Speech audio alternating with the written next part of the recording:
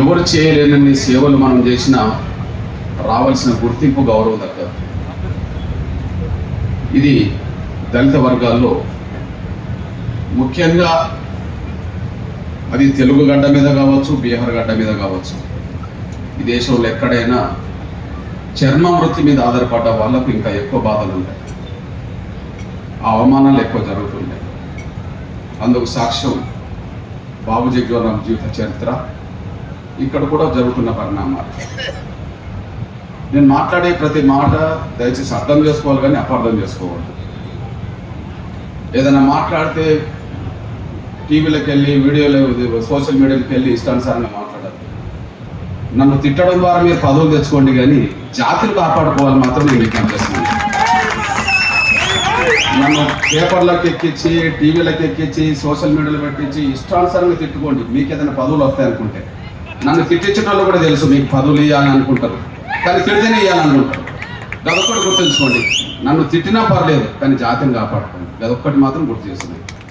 ఎక్కడో కొద్దిగా అవమానాలు, బాధలు, ఇబ్బందులు ఎక్కువైపోతున్నాయి. ఒక్కటి గ్రహించాల్సింది ప్రయత్నం చేస్తుంది. బాబు జగ్జీవన్ చరిత్ర, ఆయనకి అవమానాలు జరిగినాయి, ఇప్పటికీ జరుగుతుంది. ఈ దేశానికి ఎవరు చేయలేనన్ని సేవలు బాబు జగ్జీవన్ చేశారు. ఎవరు చేయలేని సేవ. నేను ఎవరు చేయలేని సేవలు బాబు జగ్జీవన్ చేసిందంటే ఇంకోటి విమర్శించినట్టు కాదు. ఈయన చరిత్ర అది ఆ రకంగా ఉన్నది, మనందరూ తెలుసు.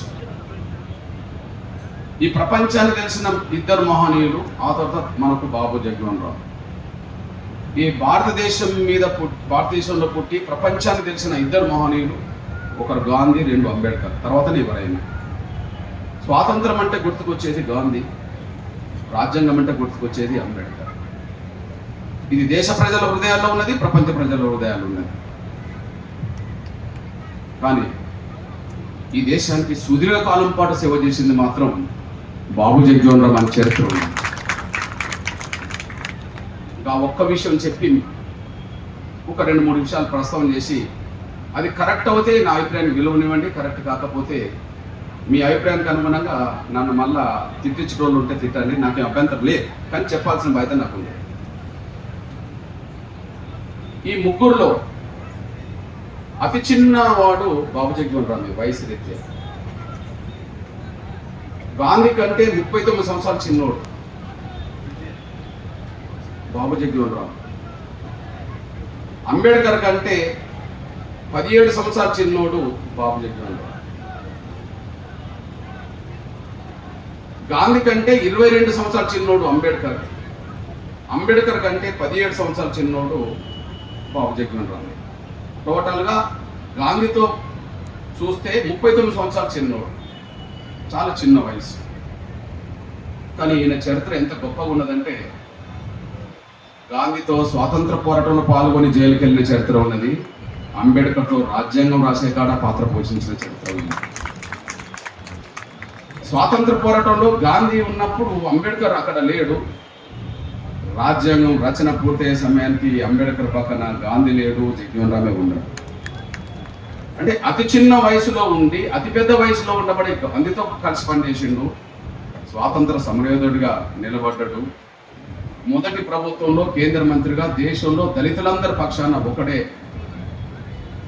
మనందరూ తెలుసు, కార్మిక శాఖ మంత్రిగా అపధర్మ ప్రభుత్వంలో నెహ్రూ పక్కన నిలబడ్డాడు, బేబీ మినిస్టర్ని పేరు తెచ్చుకున్నాడు. అంటే దేశంలో అప్పుడు అపధర్మ ప్రభుత్వం ఏర్పడుతున్నప్పుడు, ఇంకా స్వాతంత్రం ఆగస్టు 15 రాకముందే 46 సెప్టెంబర్లోనే అపధర్మ ప్రభుత్వం నెహ్రూ నాయకత్వం ఏర్పడుతున్నప్పుడు ఈ దేశంలో మంత్రివర్గంలో ఎవరెవరు ఉండాలని చెప్పి కాంగ్రెస్ అధిష్టానం అదే సమయంలో గాంధీ నిర్ణయం తీసుకుంటున్నప్పుడు ఒక 6 పేర్లు ప్రస్తావనకు వస్తే ఈ దేశంలో దళితులందరి తరఫున ప్రస్తావనకు వచ్చింది, పేరు వచ్చింది బాబు జగ్జీవన్ రావు మాత్రమే పేరు వచ్చేసింది. అంటే స్వాతంత్ర సమరయోధుడు కాబట్టి మొదటి ప్రభుత్వంలో దళిత వర్గాల తరఫున ఆయనే ఉన్నాడు. అంటే గాంధీ పక్కన దేశ స్వాతంత్రం కోసం కొట్లాడతనే కదా ఆ గుర్తింపు వచ్చింది. నెంబర్ 1. పోనీ రాజ్యాంగం రాసే సమయానికి, పూర్తయ్యే సమయానికి గాంధీ లేడు, కానీ అంబేద్కర్ పక్కన రాజ్యాంగం రాసే సమయానికి బాబు జగ్జీవన్ రావు కూడా పాత్ర పోషించింది కదా. అంబేద్కర్ జగ్జీవన్ రాములు ఏ పాత్ర పోషించారు అనడానికి సాక్ష్యాలు చాలా చరిత్రలో లిఖించబడి ఉన్నాయి కదా.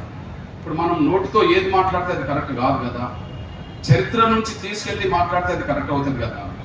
ఒకసారి ఆ చరిత్రే రాజ్యాంగం రాసే సమయంలో ఆనాటి పెద్దలందరూ కలిసి 10 కమిటీలు వేశారు. ఇప్పుడు చూడండి, ఈ ఒక చిన్న కార్యక్రమం జరగడానికి ఎన్నో కమిటీలు ఉంటాయి. ఈ చిన్న కార్యక్రమం జరగడానికి ఎన్నో కమిటీలు ఏర్పాటు చేసుకోవాల్సి వస్తుంది జయప్రదం చేయడం కోసం. కానీ దేశానికి రాజ్యాంగమే రాసే పరిస్థితి వచ్చేటప్పటికి దానికి సలహాల కమిటీలు, నిర్మాణ కమిటీలు, అదే సబ్ కమిటీలు ఇవన్నీ ఉంటుంటాయి. చివరికి 4 సలహా కమిటీలు, 10 కమిటీల్లో 4 సలహా కమిటీల్లో 2 కలిసి పనిచేస్తారు.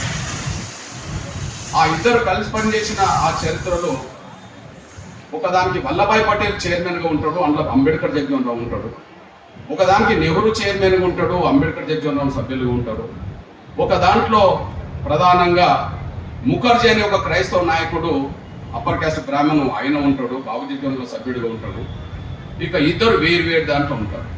ఒకటి డ్రాఫ్టింగ్ కమిటీకి చైర్మన్గా అంబేద్కర్ ఉంటాడు, రాజ్యాంగం నిర్ణయ సభలో ఒక సభ్యుడిగా బాబు జగ్జీవన్ రావు ఉంటాడు. ఆ రాజ్యాంగ నిర్ణయ సభకు చైర్మన్ డాక్టర్ రాజేంద్ర ప్రసాద్.